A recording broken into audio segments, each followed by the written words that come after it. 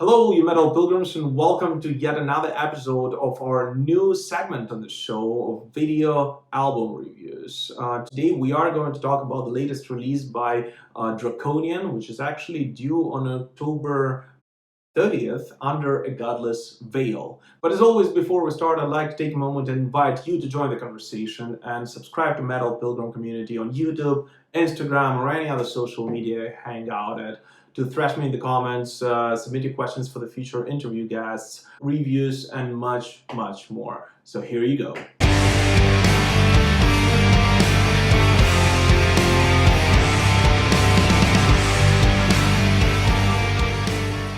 So exactly 5 years after releasing its previous record, the Gothic Doom Metal band from Sweden, Draconian, is set to cast a new melancholic spell over the world. The upcoming band's album Under A Godless Veil will be released via Napalm Records on October 30th and is set to continue the trend set in the previous record, building upon the band's past, yet kind of developing this new and unique sound. This will be the second album to feature the new female singer Heike Langhans. And while on Sovran it was still apparent that Heike, is a newcomer to the band, on this record she is taking her performance and rises to absolutely new heights, taking lead at some part, and on others working in this amazing synergy together with one of the band's founders, Anders Jakobsson, to create this kind of contrast of vocals which enriches the band's established sound. So let's go ahead and take a deeper look at the album track by track. The opening track, Sorrow of Sophia, starts with a gloomy guitar intro accompanied by this enchanting female vocals. The dark, slow tempo melody quickly matures with these heavy breakdown and vigorous growl. My favorite part of the song is actually the mysterious synth, which for me personally resonates with the sound of the Gothic Doom Metal of the millennium, the one I grew up on. And together with these captivating churns at the song's equator, it kind of takes you on this journey through your inner self and makes you dig through those memories of old, remembering the times when you first heard, something like that over 20 years ago. And while the song is actually rather long, to be honest with you, it in fact actually doesn't feel like it. I personally believe it's a great opener which sets the mood for an entire record, and that mood being, dark, yet at the same time kind of hopeful. The following track, The Sacrificial Flame, actually takes the dark atmosphere, woven by the previous song, and takes it to the next level. Its heavy guitar riffs, accompanied by this kind of creeping tempo rhythm section work, actually they work great with this often changing timbre of Heike's voice. And while I'm usually not a fan of echoed vocals, I just don't dig them usually, again, they do not seem to bother me on this particular track. In fact, the effect actually completes this kind of misty picture painted by the song's music. Heike's voice actually sounds unique and very coherent to the main melody. One thing that kind of strikes me though is that, at parts, Heike's voice sounds like it is Lana Del Rey who finally realized what her summertime sadness was all about, and apparently it was due to the lack of metal in her life.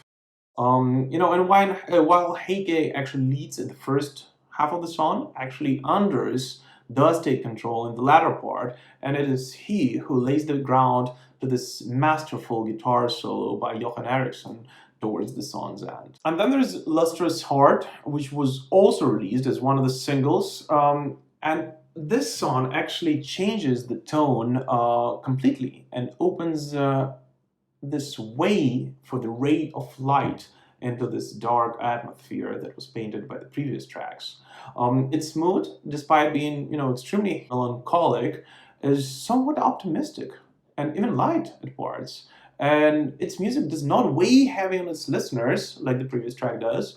And then there's this short yet very memorable guitar solo comprised of the repeated lick, and that's it. I mean, there's not much to it, but again, it takes you back to the sound of the early 2000s while still being very modern and very up-to-date. The following track, Sleepwalkers, is probably actually one of the slowest songs on the record.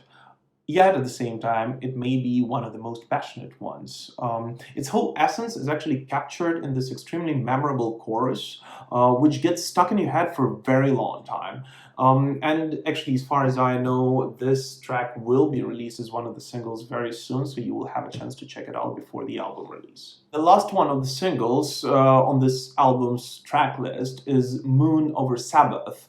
It is steady and very consistent, and while it is a strong title, okay, so don't throw stones at me, but the song is somewhat repetitive for my taste. And then there's this lyrical break in the song's middle, which, again, just for me, seems rather unnecessary.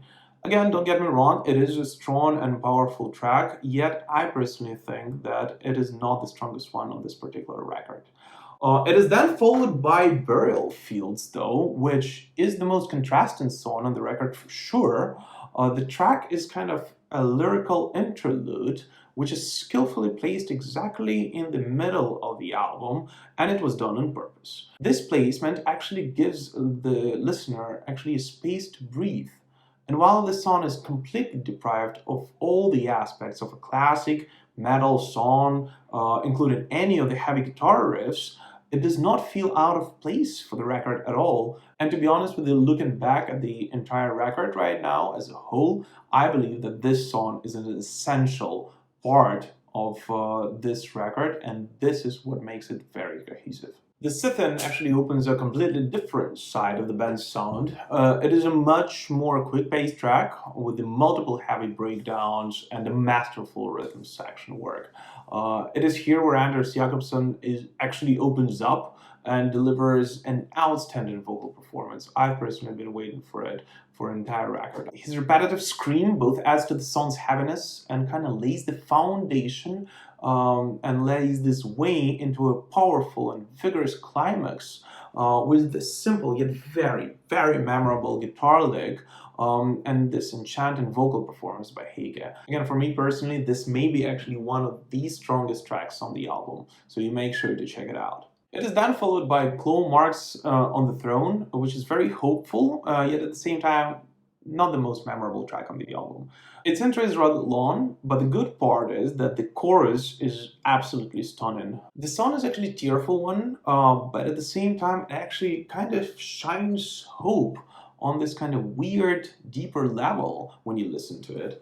And while it wouldn't be a hit as a standalone track, it works great as an album filler and kind of a bridge from the final accords of this particular record. Night Visitor's tempo does not get any more rapid than its predecessors. It is yet another pensive track, which builds up into this powerful, old-school guitar solo. And this guitar solo is definitely the strongest part of this particular track.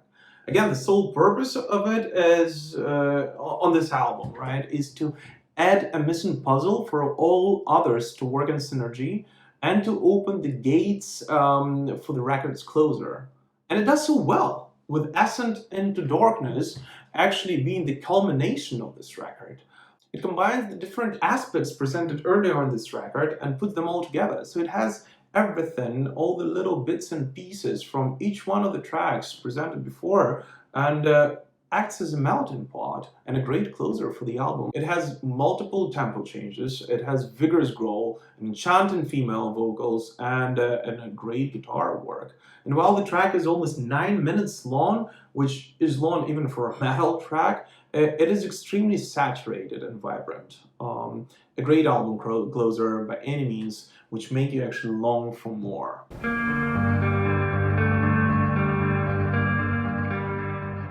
Overall, the album is very coherent in its efforts, rather successful efforts, to be honest with you, to cast this melancholic spell over you, while still giving a ray of hope. And yet, surprisingly, the record, despite being this very melancholic, it is not monotonous at all, with multiple tempo changes and a masterful guitar work. 8 out of 10.